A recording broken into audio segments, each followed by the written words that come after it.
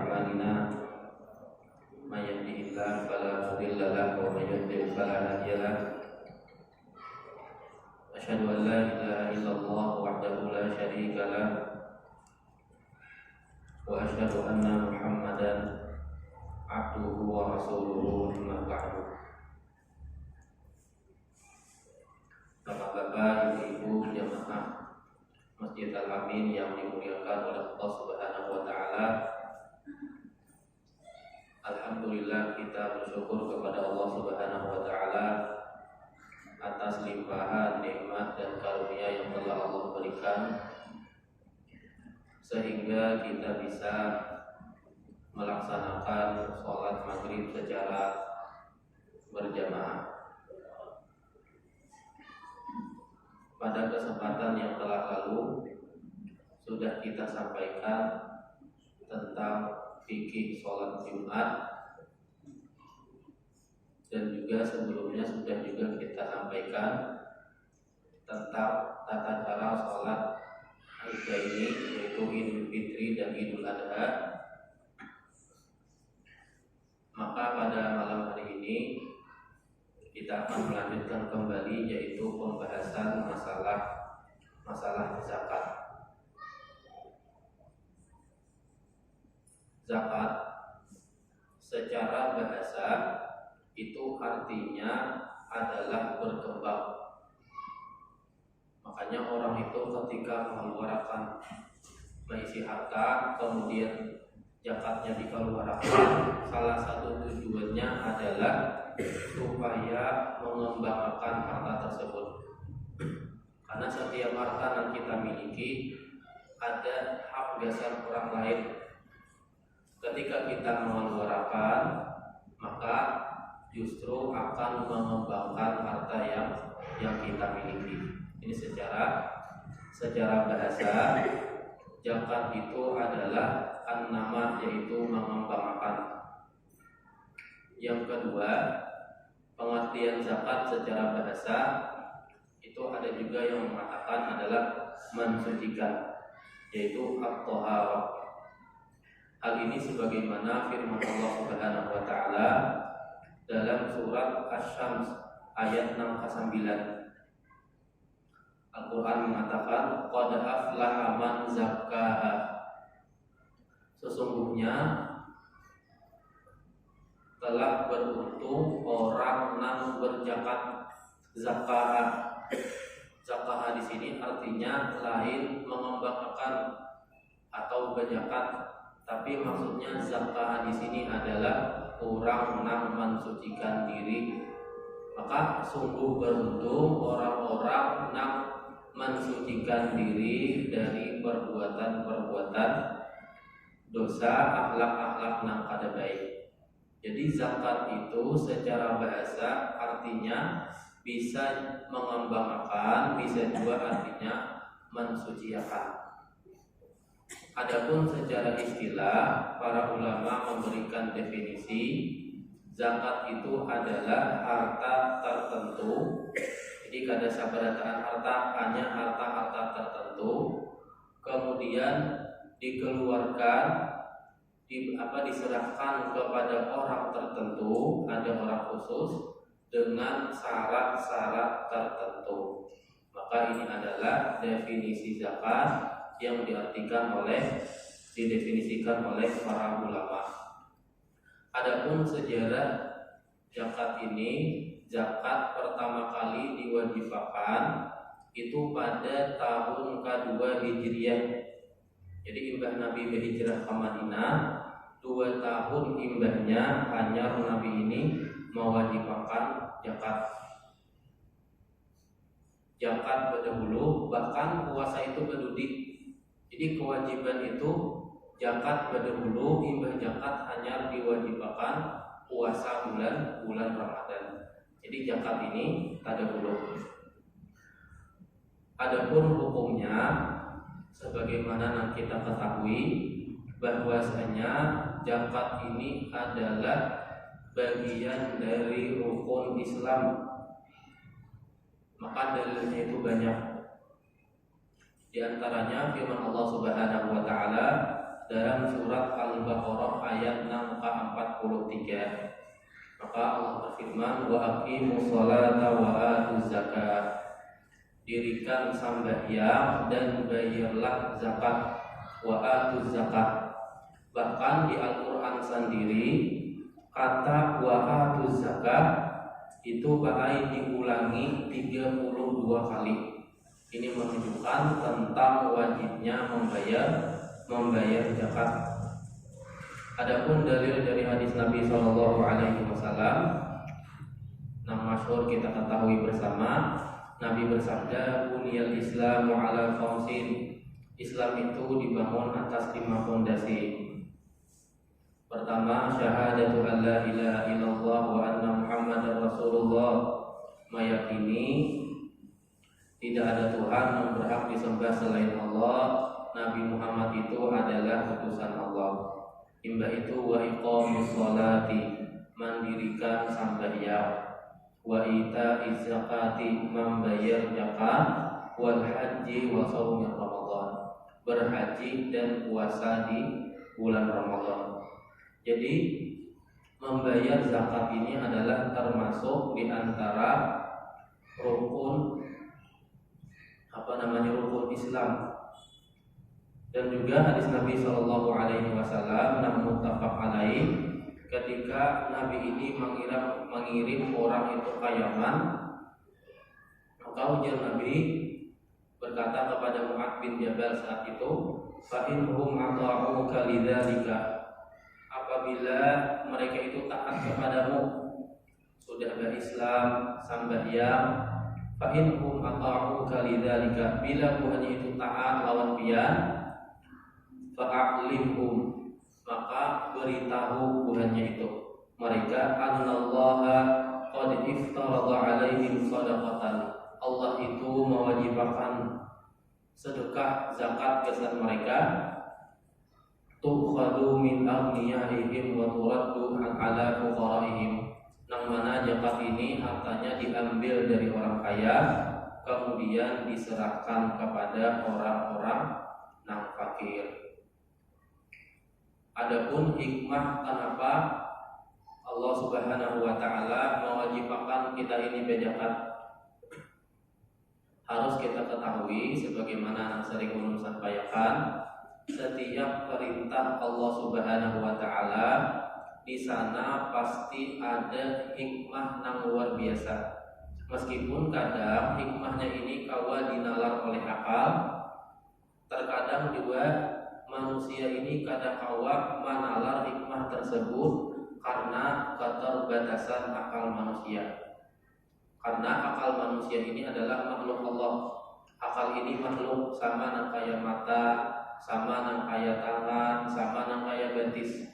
Mata penglihatan terbatas, tangan jangkauannya terbatas, betis langkahannya terbatas. Begitu juga akal, pikirannya itu terbatas. Ada hal-hal yang kadang-kala dipikirkan oleh manusia. Nah, adapun masalah zakat ini, para ulama mencoba mencari hikmah kenapa Allah Subhanahu wa taala mensyariatkan zakat. Maka di antaranya hikmahnya kenapa Allah itu mewajibkan zakat, yaitu supaya orang itu terbiasa dermawan dan murah hati. Karena tabiat manusia ini adalah katuju lawan duit. Itu sudah tabiat manusia. Katuju lawan duit, merasa lapar, sehingga ada sifat kikir, itu adalah tabiat manusia, sifat pamalas. Maka ketika inya sudah mengumpulkan duit, ternyata duit yang inya kumpulkan ini ada kewajiban hak yang inya harus tunaikan, dibayar, diunjuk kesan orang lain. Ketika inya tak biasa membayar zakat, maka ini salah satu latihan untuk orang itu terbiasa dermawan. Jadi melatih orang itu supaya terbiasa untuk dermawan.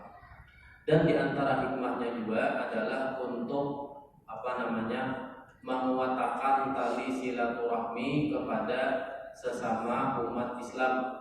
Karena kadang ada seseorang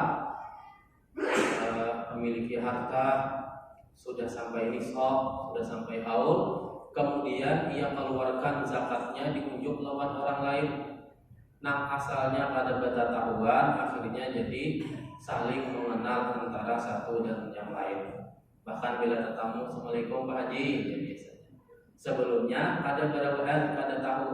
Nah, dengan zakat ini seseorang bisa mengikat tali silaturahim antara satu dengan yang lain. Dan di antara hikmahnya juga kenapa Allah itu mewajibkan zakat, karena supaya harta itu jangan berputar pada orang-orang tertentu aja. Allah itu membatasi harta harta seseorang jangan sampai melewati batas maksimal. Maka ketika sudah melewati, maka harus diserahkan kepada orang-orang tertentu. Tujuannya supaya kesenjangan sosial itu jangan terlalu tinggi. Nang sugih terlalu sugih, nang miskin terlalu miskin. Maka untuk meratakan itu semua, Allah Subhanahu wa taala mewajibkan seseorang itu membayar zakat. Dan di antara hikmahnya ini juga adalah supaya mengurangi angka pengangguran.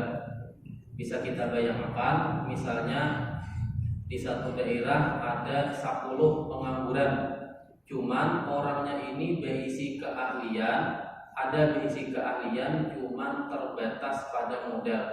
Sehingga ada orang ini membayar zakat, nang 10 tadi dilihati keahliannya apa? Oh, sekalinya harap membingkel di modeli ini model ulun berzakat, di kesenbian bermodal. Akhirnya nang pertama bermodal, nang aslinya orangnya ini miskin, berhak menerima zakat, dapat modal berusaha berkurang seikung jadi 9, kainah jadi 8, jadi 7, sampai orang itu ada lagi yang berhak menerima zakat. Maka ini adalah hikmah kenapa Allah Subhanahu wa taala mewajibkan kita untuk membayar zakat. Adapun orang yang mengingkari tentang kewajibannya zakat, misalnya menyambat zakat ini kada wajib, kada usah membayar, hukumnya kada wajib, maka para ulama itu sepakat orang tersebut keluar dari agama Islam. Orang yang mengingkari zakat itu wajib sama aja mengingkari sambat yang itu kada wajib hukumnya dan lain-lain. Adapun orang itu masih meyakini zakat ini hukumnya wajib, cuman orang ini ulir mengeluarkan duit, kada hendak membayar zakat, maka orang tersebut dihukumi sebagai orang yang fasik. Dan banyak hadis Nabi Shallallahu Alaihi Wasallam nang mengancam orang ini nang kada hendak membayar zakat. Maka Allah Subhanahu Wa Taala berfirman, "Walladzina yaknizuna adz-dzahaba wal fiddata wa la yunfiqunaha fi sabilillah." Dan orang-orang nang menyimpan emas dan perak wala yunfiqunaha fi sabilillah, kada hendak menginfakkan di jalan Allah, kada hendak membayar zakatnya, fabashshirhum bi'adzabin alim. Kata Allah, padahi kepada orang tersebut tentang azab yang sangat pedih. Yauma yuhma 'alaiha fi nari jahannam. Maka pada hari kiamat kainah yuhma 'alaiha fi nari jahannam. Harta tadi pada hari kiamat akan menjadi dibakar, dipanasakan. Imbah dipanasakan, dijadikan setrika, fatuhwa biha jibahuhum wa junubuhum wa zuhuruhum. Maka harta tadi pada hari kiamat dipanasakan di dalam api neraka. Imbah itu disetrikakan, orang itu dibakar dengan harta tadi, jibahuhum dahinya dibakar, wa junubuhum imbah itu lambungnya dibakar, disetrika, wa zuhuruhum dan juga punggungnya dibakar. Hadza ma kanastum li anfusikum. Inilah akibat pian ini menyimpan harta kan hendak membayar zakat. Fadu huma kuntum taknizun. Dan kemudian juga ada hadis Nabi Shallallahu Alaihi Wasallam yang diriwayatkan oleh Imam Bukhari dari Abu Hurairah radhiyallahu anhu. Ujar Nabi, man atahullahu malan, barang siapa nang Allah anugerahinya ini harta, diberikan harta oleh Allah Subhanahu wa taala, walam yuaddi zakatahu, akan tetapi inya ini kada hendak membayar zakatnya,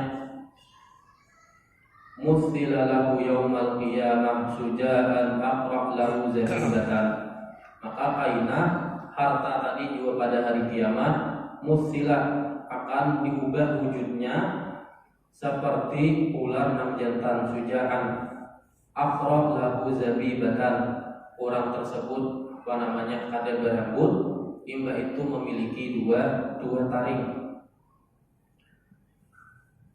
Yutawiquhu yaumal qiyamah, maka imba itu orang itu akan dililit dikalungi dengan ular tersebut pada hari kiamat. Summa ya'khudhu bilik zamataihi, kemudian diikut dengan kedua rahang ular tersebut. Summa yaqul, maka ular tersebut mengatakan, ana maluka, saya ini adalah hartamu bahari, wa ana kanzuka, dan saya ini adalah simpananmu bahari, harta disimpan pada hendak dikeluarkan zakatnya. Kemudian mengatakan, wala yaksabanna alladziina yabkhalun, jangan sekali-kali orang itu bakhil lawan harta, lawan duit. Bima atahumullahu min fadlihi wa huwa khairul lahum bal huwa syarrul lahum, janganlah pemalas dengan apa-apa yang Allah berikan kepadanya, inya menganggap itu baik, bal huwa syarrul lahum, akan tetapi itu adalah keburukan bagi dirinya. Jadi banyak sekali hadis-hadis yang menjelaskan mengancam orang itu nang kada hendak membayar zakat. Nah, secara umum zakat ini syaratnya orang itu membayar zakat. Secara umum syaratnya itu ada 3. Yang pertama, orang yang membayar zakat itu syaratnya harus beragama Islam. Dalilnya sebagaimana tadi yang sudah disampaikan, ketika Nabi itu mengutus Mu'adz bin Jabal ke Yaman, maka ujar Nabi kepada Mu'adz, ud'uhum ila syahadati an la ilaha illallah wa anni rasulullah, dakwahkanlah kepada mereka untuk mengatakan la ilaha illallah dan mengakui Nabi Muhammad itu sebagai Rasulullah. Bila bukannya sudah mengakui itu sabarataan, fa inhum ata'uka lidzalika fa'limhum annallaha iftarada 'alaihim shadaqatan, maka imba itu beritahu kepada buahnya bahwasanya Allah mewajibkan sedekah, yaitu mewajibkan zakat kepada mereka. Hal ini juga baik sebagaimana perkataan Abu Bakar ketika Sidin menjadi khalifah, ujar Sidin, hadhihi fariidatun as-sadaqah allati faradaha Rasulullah sallallahu alaihi wasallam 'alal muslimin, hadis riwayat Bukhari. Maka ini adalah kewajiban sedekah, kewajiban zakat nang allati faradaha Rasulullah, nang diwajibkan oleh Rasulullah kepada seluruh kaum muslimin. Jadi zakat ini hukumnya adalah wajib, dan orang yang mengingkari zakat, mengingkari wajibnya hukum zakat, maka orang tersebut keluar dari agama Islam. Bila meyakini zakat itu wajib tapi kulir membayar, maka hukumnya adalah orang fasik, dan ancamannya sudah tadi disampaikan. Adapun syarat secara umum, yang pertama itu adalah harus beragama Islam, sebagaimana hadis tadi yang disampaikan. Orang ujar Nabi berkata kepada Mu'adz, bila orang itu bila pian ke sana ajak supaya masuk Islam. Bila sudah masuk Islam hanya suruh buatnya untuk membayar zakat. Ini berarti syarat pertama itu harus Islam. Kenapa? Karena zakat itu dianggap imbah orang itu masuk Islam hanya disuruh membayar zakat. Adapun orang-orang kafir itu kada diwajibkan membayar zakat di dunia. Tapi kainah di akhirat Tuhannya itu dihukum oleh Allah Subhanahu wa taala karena kada masuk Islam dan kada membayar zakat. Hanya di Al-Qur'an dinyatakan masalamakum fi saqar. Apa yang menyebabkan mereka itu masuk ke dalam neraka saqar? Maka ujar mereka qalu lam nakum minal musallin. Kami ini kada sambayang. Jadi buahnya itu sabujurnya diwajibkan juga sambayang di dunia, cuman syarat diterimanya sambayang ini harus beragama Islam. Makanya mereka mengatakan qalu lam nakum minal musallin wa lam nakum nut'imul miskin. Dan kami ini kada memberi makan orang-orang miskin.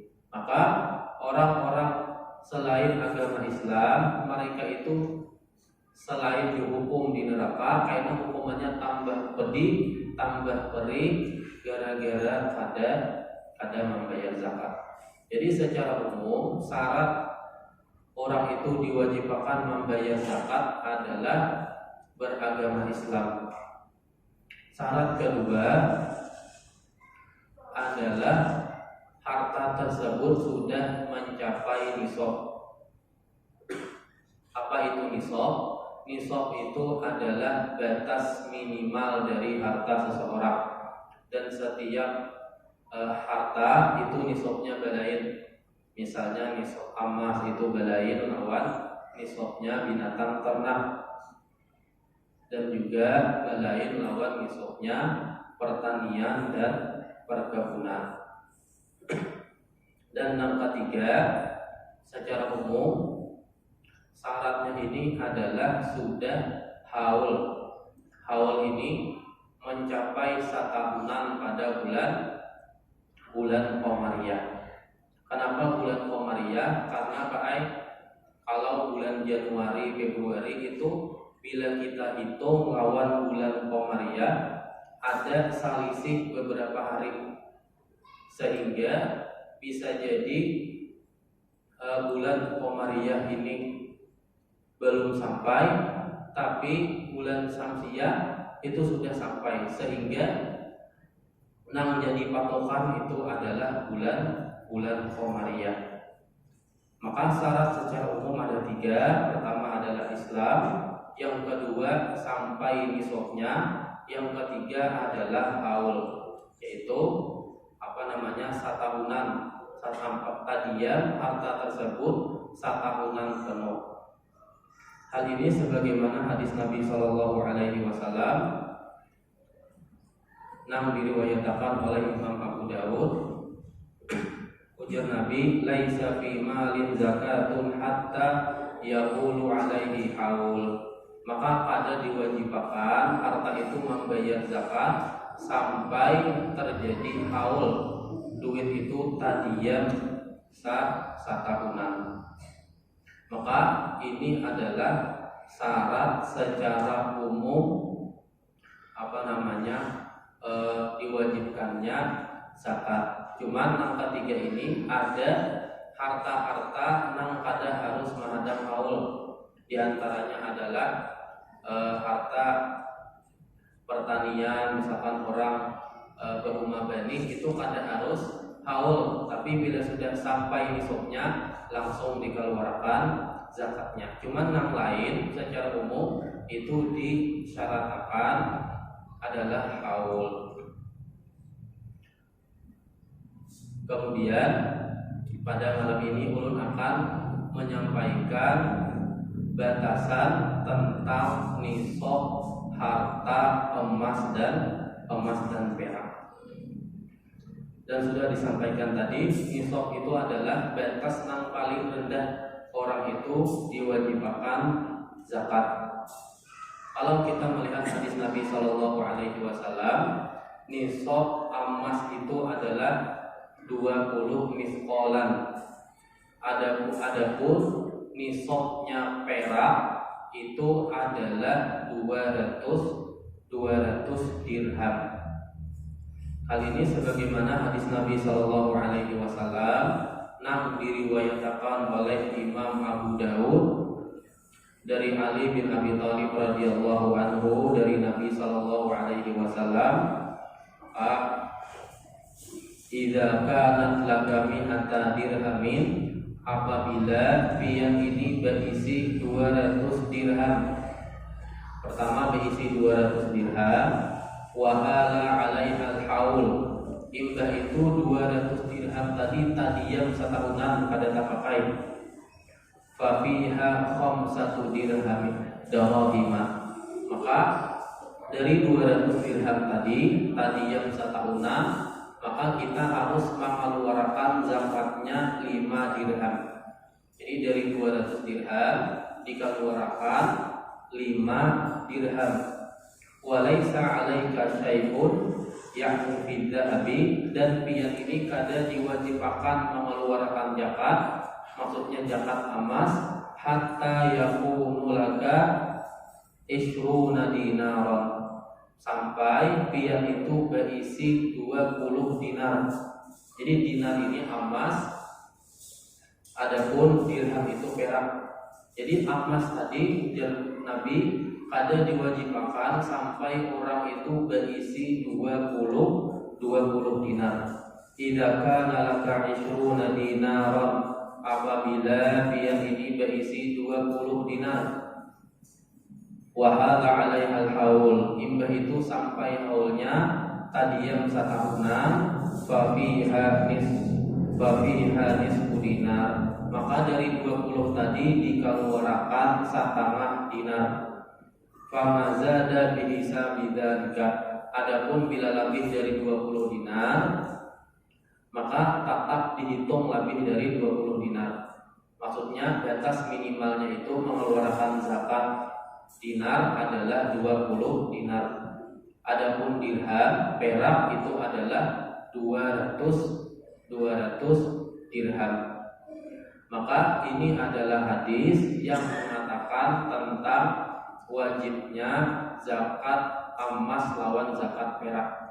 Bila dirham 20, bila dinar itu adalah 200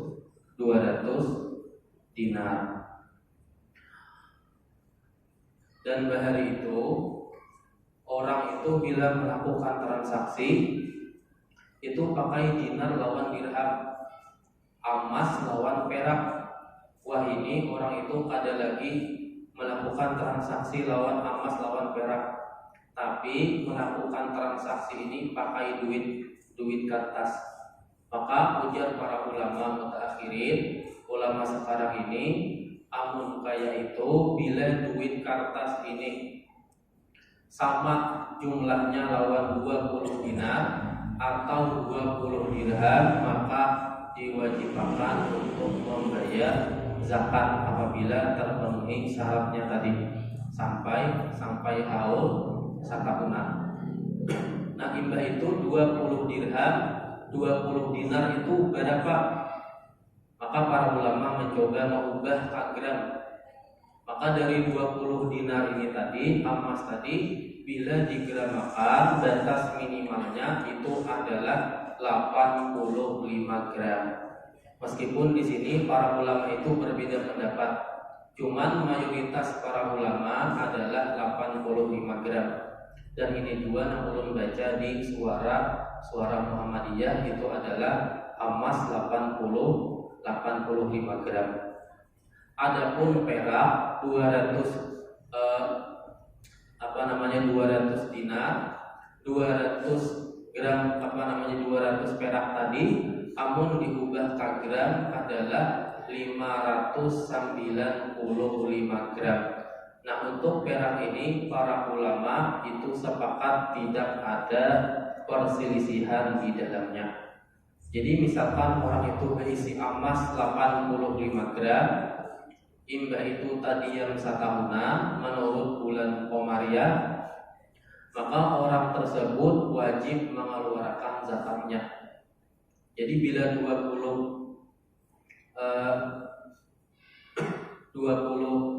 dinar tadi 5 dinar itu berapa?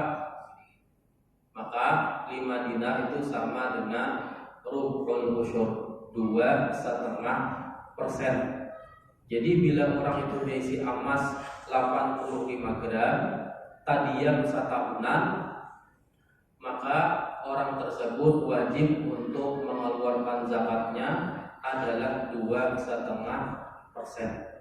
Namun bahasa Arabnya itu adalah rub'ul usyur, 1/4 dari 10, yaitu 2,5%. Dalilnya sebagaimana hadis tadi, amun seandainya dihitung tidak kanat laka mi'ata dirham, bila pihak itu berisi 200 dirham wa qala 'alaihal haul, hingga itu sampai haulnya, fa fiha khamsatu darahima, maka nang dikeluarkan 5 dirham. Jadi dari 200 dikurang dikeluarkan 5 dirham itu sama dengan 2,5%. Begitu juga di dalam emas, ujar Nabi, fa in kana laka 20 dinar, apabila orang itu berisi dinar, hingga itu haul, fa fiha nisfu dinar, maka dikeluarkan setengah dinar. Setengah dinar dari 5 dinar itu sama dengan 2,5%. Jadi tinggal dikalikan aja kira-kira bila seorang itu berisi duit berapa batas minimalnya, tinggal dikalikan 85 gram emas. Wah, ini 1 gram emasnya berapa Pak? Ada yang tahu lah. Jadi dikalikan, amun seandainya 900.000 dikalikan lawan, misalnya kalau 900.000 dikali 85 itu sama dengan 76.500.000 bila harganya 900.000. Jadi bila orang itu berisi duit 86.500.000 atau kita anggaplah 100 juta, bila 100 juta tadiyam satahunan, maka orang tersebut wajib mengeluarkan zakatnya 2,5%. Amun perak itu 595 gram. Harga perak anggaplah kita sambat 25.000 ya. Misalnya bila perak itu 1 gram harganya 25.000, bila dikali 595 gram itu sama dengan 14.800.000. Anggaplah bila orang itu berisi duit 16 juta tadiyam satahunan, maka orang tersebut wajib mengeluarkan zakatnya. Maka di sini muncul pertanyaan, nang jadi patokan itu emaskah atau perakkah? Karena bila emas tinggi 70 jutaan, bila perak 40 juta orang tadiyam sudah wajib bayar zakat. Maka para ulama itu sebetulnya berbeda pendapat. Ada yang mengatakan nang jadi patokan itu adalah emas. Kenapa? Karena emas itu harganya lebih stabil. Tapi sebagian ulama ada yang mengatakan nang jadi patokan itu adalah perak. Kenapa?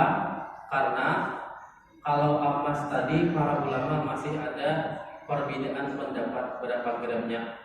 Tapi bila perak, sabaradaan ulama itu sepakat 595 gram, tidak ada perselisihan. Sehingga yang jadi patokan itu adalah angka 2.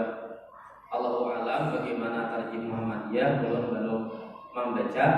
Nang jelas antara 2 ini tadi, bila hendak patokannya yang pertama disilakan, bila hendak patokan kedua terserah aja. Cuman bila orang banyak duitnya, nyata dia memilih nang emas. Bila sedikit, bila orang tapi ada duit, memilih perak. Kenapa? Karena dapat harta zakat.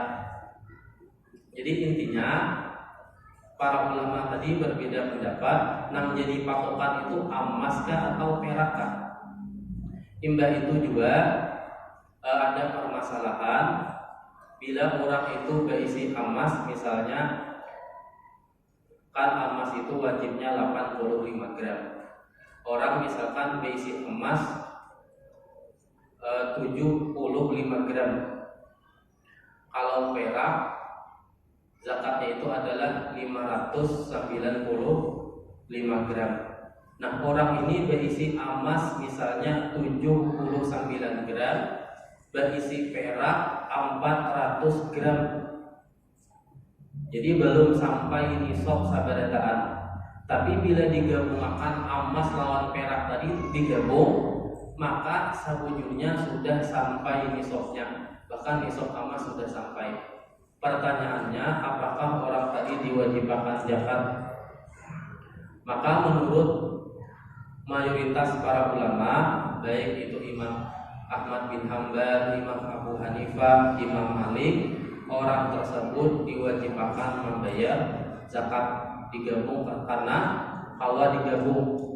Tapi bila mazhabnya Imam Syafi'i nang ulun baca, maka Imam Syafi'i kadang orang tersebut belum diwajibkan membayar zakat. Jadi nang diwajibkan itu emas sampai 85 gram, perak sampai 595 gram, dan kadang-kala digabung keduanya. Cuman pendapat jumhur, bila hendak lebih aman bisa mengobati pendapat jumhur, itu bila digabung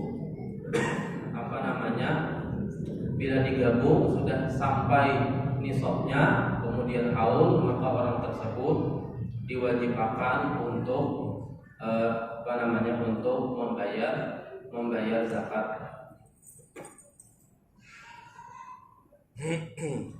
Kemudian juga ada permasalahan masalah zakat ini adalah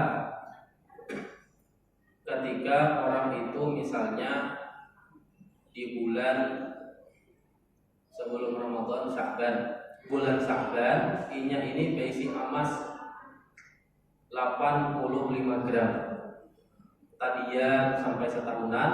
Nah, sebelum Sya'ban, sebulan sebelum Sya'ban, tiba-tiba atau imbas Sya'ban, Ramadan, Syawal, jadi berisi 85 gram. Begitu Ramadan tetap, kemudian di bulan Syawal karena musim pengantinan, ada kamanakan pengantinan, akhirnya inya memberiakan hadiah gasan kamanakannya emas 5 gram, sehingga orang tadi dari 85 gram berkurang jadi 80 gram, jadi sudah pada sampai nisab. Nah, di bulan berikutnya inya kawa pulang nukar emas, atau seminggu berikutnya kawa nukar emas. Nah, dari mana dihitung nisabnya itu?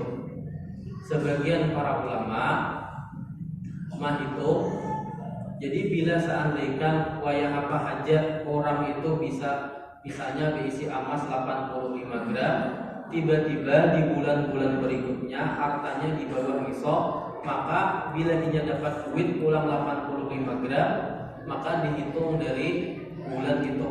Misalnya sebelum Sya'ban, Ramadan, Syawal, hartanya di bawah nisab, maka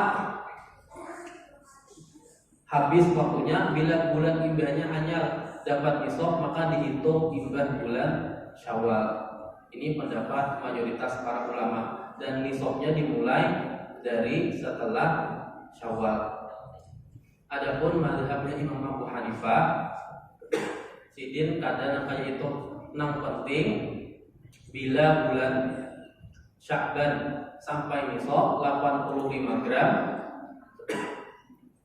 kemudian di tengah jalan misalnya hartanya kurang dari nisab, tiba-tiba inya kawama nukar pulang bahasa sampai nisab, maka tetap haulnya dilihat dari bulan Sya'ban. Nang penting bulan Sya'bannya ini hartanya ada kurang dari nisab minimal 85 gram emas. Maka ini adalah permasalahan yang ada pada permasalahan pada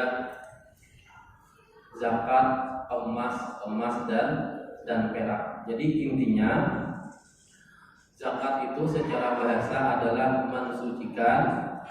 Ada juga mengatakan zakat itu adalah mengembangkan. Maka orang itu bila mengeluarkan harta zakat itu sakujurnya biasa membersihi hartanya lawan mengembangkan harta nakinya miliki. Adapun secara istilah zakat itu adalah harta tertentu yang dibayarkan kepada orang-orang tertentu dengan syarat-syarat tertentu. Dan sudah kita sampaikan, zakat ini adalah hukumnya wajib, bahkan termasuk di antara rukun Islam. Dan orang yang mengingkari hukum wajibnya zakat, maka orang tersebut keluar dari agama Islam. Adapun masih meyakini zakat itu wajib, tapi kulir membayarnya, maka orang tersebut dihukumi sebagai fasik. Adapun syarat orang membayar zakat secara umum itu ada 3. Pertama adalah Islam, yang kedua adalah sampai nisabnya, yang ketiga adalah sampai haulnya. Tadi yang setahunan menurut bulan Qamariyah. Maka setelah itu emas dan perak, nisabnya emas minimal 85 gram. Adapun nisabnya perak itu adalah 595 gram.